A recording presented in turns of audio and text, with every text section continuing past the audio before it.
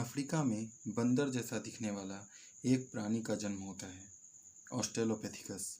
यह मानव अस्तित्व की पहली झलक थी। इसके बाद क्रमशः होमो हैबिलस, होमो इरेक्टस, होमो सेपियंस का जन्म होता है और ये अफ्रीका में रहने लगे। इन सब में होमो सेपियंस काफ़ी बुद्धिमान व चालाक था। अगर कोई इससे टक्कर दे सकता था तो वो था यूरोप में विकसित हुआ नियांडरथाल्स। होमो सेपियंस सभी अफ्रीकी मानव प्रजाति को हराकर यूरोप की ओर बढ़ने लगा।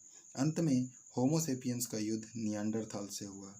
इसमें होमो सेपियंस विजयी हुए क्योंकि उन्हें आपस में इशारों से तालमेल बैठाना आता था और यही आगे चलकर आधुनिक मानव सभ्यता के पूर्वज कहलाएं। तो नमस्कार दोस्तों, आज हम लोग इतिहास के एक बहुत ही इंटरेस्टिंग टॉपिक के बारे में बात करने जा रहे हैं जिसका नाम है प्री हिस्ट्री, यानी कि हिस्ट्री से पहले, प्राग ऐतिहासिक काल। तो हम इसके बारे में बात कर लेते हैं। बेसिकली जो हिस्ट्री होता है वो तीन तरह का होता है और तीन तरह से उसको हम लोग पढ़ सकते हैं। एक है प्राग ऐतिहासिक काल यानी प्री हिस्ट्री, ऐसा हिस्ट्री जिसमें हमको पुरातात्विक साक्ष्य मिला है यानी आर्कियोलॉजिकल सोर्स मिला है, बट कुछ भी रिटन फॉर्म में नहीं मिला है, उसको हम लोग प्री हिस्ट्री कहते हैं। उसके बाद प्रोटो हिस्ट्री या फिर आद्य ऐतिहासिक काल, इसमें पुरातात्विक साक्ष्य मिलता है, लिखित भी मिलता है, परंतु इसमें हम ऐसा लिखा हुआ है डॉक्टर के भाषा में कि हम उसको पढ़ नहीं सकते। इसके बाद ऐतिहासिक, ये तो पूरा आप जानते ही हो कि जिसमें पुरातात्विक साक्ष्य यानी आर्कियोलॉजिकल सोर्स भी है और लिटरेरी सोर्स भी लिखा है और उसको हम लोग पढ़ भी सकते हैं। तो अब देखो, सिलेबस के हिसाब से ये जो है ये 1% होता है, ये अप्रोक्सीमेटली आप समझ लो ये भी 1% होता है, बाकी 98% आपका ये होता है सिलेबस के हिसाब से। लेकिन अगर एक्चुअली देखा जाए तो ये जो प्री हिस्ट्री है 99.99% प्री हिस्ट्री है इतिहास में मानव का, और इसके अलावा जो हिस्टोरिक एज है वो सिर्फ 1% है। 1% भी नहीं है यार, 0.01% है। तो शुरू करते हैं। तो ये देखिए, प्राग ऐतिहासिक या प्री हिस्ट्री के बारे में मैं पहले बता चुका हूँ कि ये क्या है, हिस्ट्री के पहले का पार्ट है। ठीक है, इसमें जो है हम लोग ये जो अभी आपको स्टोरी सुनाए इंटरेस्टिंग सा, उसके बारे में पढ़ सकते हैं, उसके बारे में ही पढ़ना होता है। फिर आद्य ऐतिहासिक प्रोटो हिस्ट्री में, इसमें हम लोग को मेनली एक ही पढ़ना है जिसका नाम है इंडस वैली सिविलाइजेशन, जिसके बारे में वो लोग लिखा तो है लेकिन उन लोग का लिखावट हम लोग नहीं समझ सकते। और हिस्टोरिक तो आप जानते ही हो। हिस्ट्री में एक चीज़ का बहुत बड़ा कन्फ्यूज़न रहता है कि BC AD BCE CE क्या डिफरेंस है इसमें। तो देखो भाई, हम लोग किसी भी चीज़ को मतलब उसका जो है ना काल को लिखने के लिए हम लोग इसका यूज़ करते हैं। इसके लिए हम क्या किए कि ईसा मसीह जो हैं उनका जन्म को हम 0 मान लिए, ठीक है। और उनका जन्म का अगर 1 साल उनका बर्थडे का हुआ, 1 साल के वो हुए तो हम उनको AD बोल दिए। और इसी तरह से उनका जन्म के बाद वाले को AD बोलते हैं, एनो डोमिनी, और उनके जन्म के पहले को हम लोग BC बोलते हैं यानी बिफोर क्राइस्ट बोलते हैं। अब समझना ये है कि BCE और CE क्या है। एक बात एकदम ध्यान में एकदम कन्फ्यूज़न दूर कर लो कि AD और CE में कोई डिफरेंस नहीं है, BC और BCE में कोई डिफरेंस नहीं है। इसका मतलब, और इसी को एक जगह हिस्ट्री में कॉमन इरा बोल दिया गया, तो इसीलिए ये हो गया कॉमन इरा, इधर हो गया कॉमन इरा और इधर हो गया बिफोर कॉमन इरा, बस, और कुछ डिफरेंस नहीं है। तो अब मैं BC बोलूँगा तो आप समझ जाना कि ये मतलब कि जो क्राइस्ट थे उनके जन्म के पहले के बात कर रहा हूँ मैं। और एक बात हम बताना चाहेंगे और बताना ज़रूरी भी है कि ये जो BC है वो डिसेंडिंग ऑर्डर में चलता है। जैसे कि अगर 500 से हम 600 का बात करें तो ऐसा नहीं होता है। इसमें 600 से 500 जाता है, यानी डिसेंडिंग ऑर्डर में चलता है, यानी कि 100 साल आगे, 100 साल आगे का बात हम कर रहे हैं, ठीक है ना। अब समझो, तो हम मेनली आज जो है हम इस चीज़ को पढ़ने वाले हैं, प्राग ऐतिहासिक के बारे में पढ़ने वाले हैं। इसके बारे में हम कभी और पढ़ेंगे और इसको तो पढ़ते रहना है, इसको तो छोड़ना ही नहीं है। तो आज हम लोग मेनली इसके बारे में पढ़ेंगे। तो आ जाते हैं प्राग ऐतिहासिक काल में। तो प्राग ऐतिहासिक काल को हम लोग 3 पार्ट में डिवाइड कर सकते हैं। देखो यार, ये सिर्फ जो खेला है ना, सिर्फ डिवाइड का है, मतलब सिर्फ बांटने का खेला है कि बांट के पढ़ोगे तो आपको पता चलेगा, वरना बहुत कन्फ्यूज़न होगा। पूरा पाषाण क्या, मध्य पाषाण क्या, नव पाषाण क्या, तो टेंशन नहीं लेना है। सिर्फ क्या किए हम कि ये हम बताएं ना कि ये पूरा जितना भी मानव इतिहास है उसमें 99.99% जो है यही जिया है मानव ने।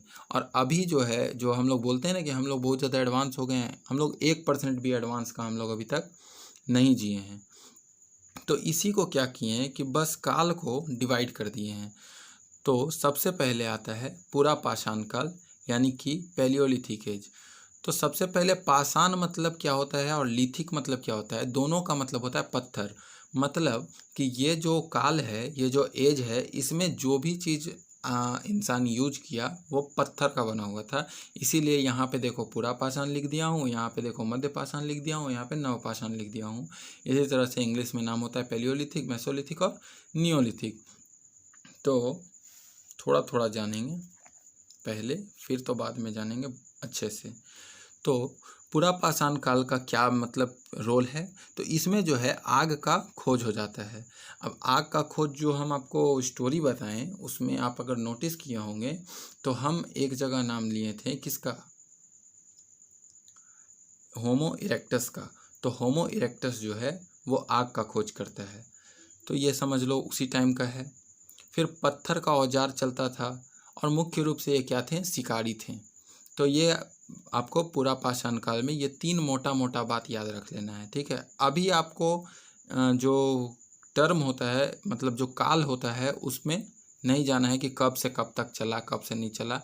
अभी बस आप ये जानो कि जो पूरा पाषाण काल था इसमें ये 3 खूबी था।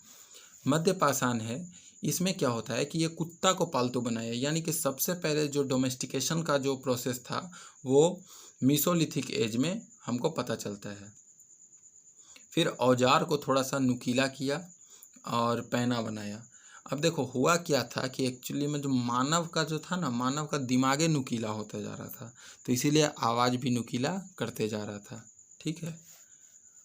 अब आते हैं नव पाषाण काल। ये देखो, ये सबसे ज़्यादा इम्पोर्टेंट है और इसको आपको बढ़िया से पढ़ना है, ठीक है, क्योंकि ये एकदम मतलब कि इसमें जो है कृषि का खोज हो जाता है और औजार को और नुकीला बना देता है। अब ये जो कृषि का खोज होता है, यही जो है हम लोग का इतना ज़्यादा, जो आज हम लोग डेवलप कहते हैं अपने आप को, यहाँ इसका शुरुआत इसी से हो जाता है। क्योंकि कृषि का होना मतलब क्या, इकोनॉमी बनना।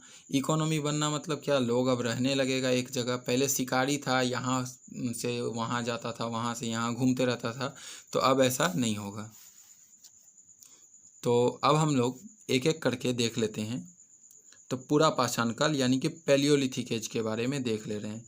तो इसका जो टर्म है, इसका जो मतलब कि काल है, वो देखो मोटा मोटी याद रखना, क्योंकि इसका कोई फिक्स काल नहीं बना हुआ है। तो मोटा मोटी याद रखना कि शुरू से लेकर के जो 1000 BC तक, जो मतलब 10,000 BC तक, शुरू से लेकर के यानी जब से हिस्ट्री चालू हुआ उससे 10,000 BC तक हम किसको समझ लेते हैं, ये पैलियोलिथिक एज को समझ लेते हैं। अब हम पैलियोलिथिक एज को भी पढ़ने के लिए हम 3 पार्ट में डिवाइड कर लेते हैं।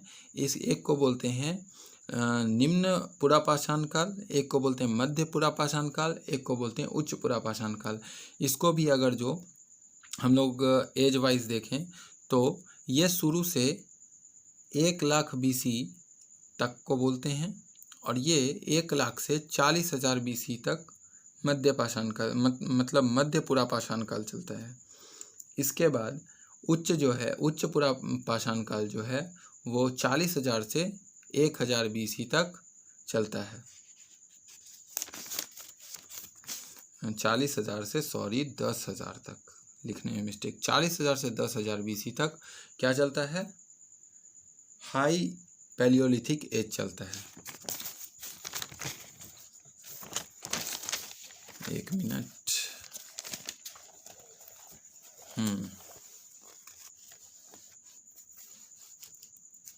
अब देख तो अब हम एक एक करके इन सब का मतलब डिटेल देख लेते हैं। तो निम्न पुरा पाषाण काल जो है उसका साक्ष्य हमको सोहन घाटी से मिलता है। सोहन घाटी इस मैप में आगे लिया हुआ हूँ तो उससे मैं बताऊंगा।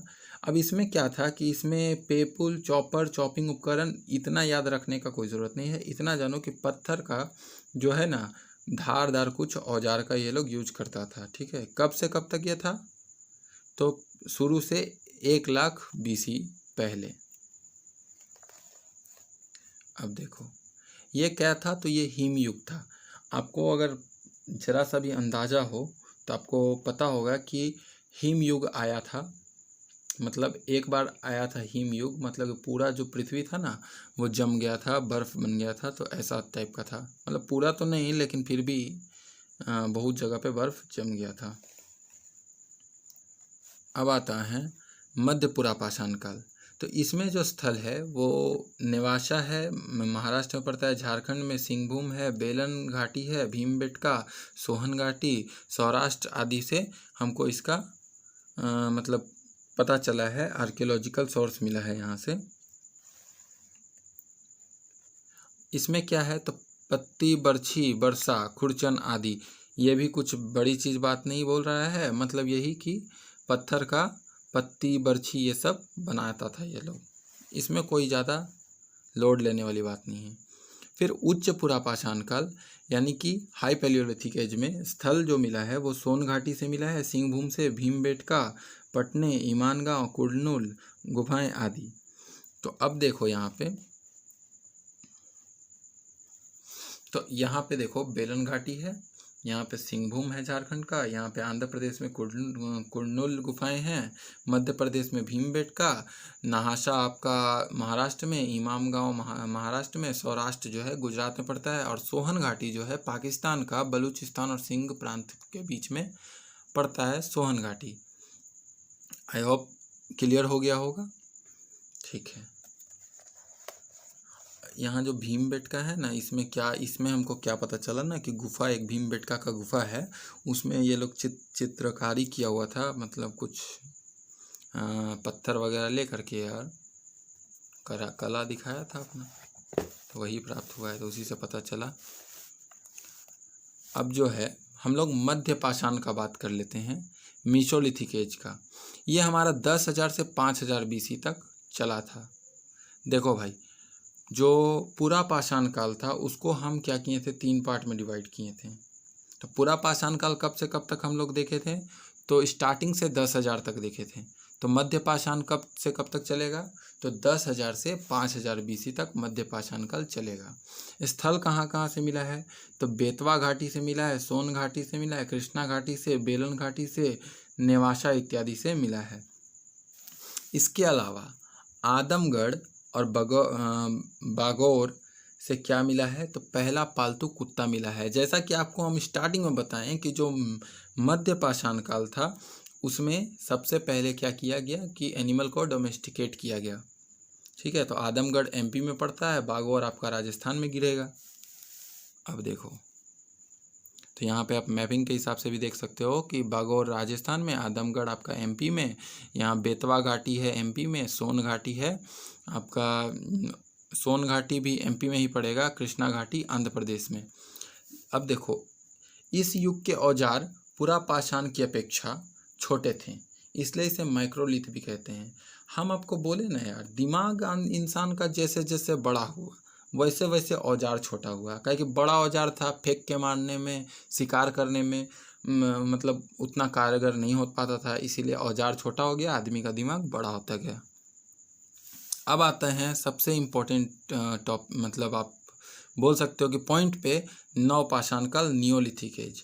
तो नियोलिथिक एज जो है वो 5,000 से 3,000 BC के बीच में हम लोग इसको समझते हैं, अंडरस्टैंड करते हैं मोटा मोटी।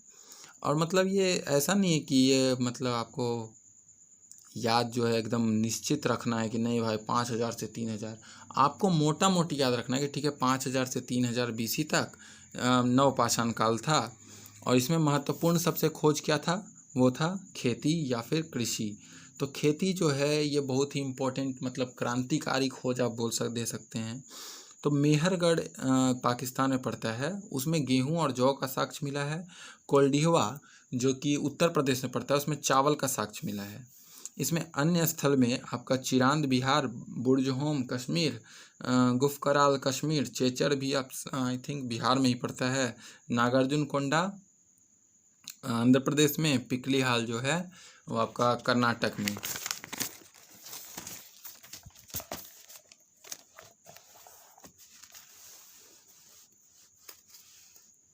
तो इसके अलावा मास्की जो है ये भी आपका कर्नाटक में, उंतूर कर्नाटक में, हुल्लूर भी शायद कर्नाटक में, ब्रह्मगिरी जो है ये भी कर्नाटक में, पाइलापल्ली ये आपका तमिलनाडु में पड़ता है।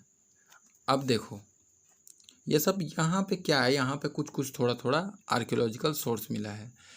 जब खेती सीख गए तो घर में भी रहना सीख गए, स्थायी रहने लगे, मतलब एक जगह घर बना करके रहने लगे। लेकिन घर कैसा, कच्ची मिट्टी का होता था, पक्की मिट्टी का नहीं होता था। अभी उपकरण क्या था, तो उपकरण में कुल्हाड़ी, बसुली, छेनी, खुरनी, कुदाल, हथौड़ा आदि। तो इसमें कुल्हाड़ मतलब इसमें जो उपकरण मिला उसको बढ़िया से घिस करके पॉलिश करके एकदम चमका के एकदम ऐसा बनाया नवपाषाण काल में कि एकदम घोपे ना अगर तो एकदम सीधा पराने निकल जाए पशु का जो उसको भी। तो नवपाषाण काल ऐसा था। तो नवपाषाण काल जो था ये बोल सकते हैं कि इंसान का मतलब विकास का ये पहला चरण था नवपाषाण काल। क्योंकि खेती, अरे आज ना आपको लगता है कि खेती बहुत ही ज़्यादा मतलब खेती को उतना इम्पोर्टेंस नहीं देते हो आप, लेकिन खेती उस टाइम में बहुत ही बड़ा खोज था जो कि आज का डेवलपमेंट को ये निर्धारित किया खेती। इसका भी हम लोग मैपिंग देख लेते हैं थोड़ा। तो आप देख सकते हैं कि मेहरगढ़ जो है वो पाकिस्तान में पड़ता है, तो आपको याद रखना है कि मेहरगढ़ पाकिस्तान में। इसके अलावा चिरांद जो है वो बिहार में पड़ता है, कोल्डिहवा उत्तर प्रदेश में, नागार्जुनकोंडा आंध्र प्रदेश में, पिकली हाल, उरयूर, मास्की, संगनकुल्लू, ब्रह्मगिरी ये सब आपका कर्नाटक में, और पाइयापल्ली यार बोलने में मेरे को नहीं बनता है, पाइयापल्ली जो है वो तमिलनाडु में पड़ता है। तो आई होप आपको वीडियो एकदम समझ में आ गया होगा। इसको आप समझ ही लेना तो ही आगे बढ़ना, ठीक है। तो इसके बाद मेरा वीडियो आएगा, पहले तो आपका हम ताम्रपाषाणी काल और महापाषाण काल के बारे में वीडियो बनाएंगे, उसके बाद फिर हड़प्पा सभ्यता के बारे में हम वीडियो बनाएंगे, ठीक है। तो थैंक यू आज के लिए।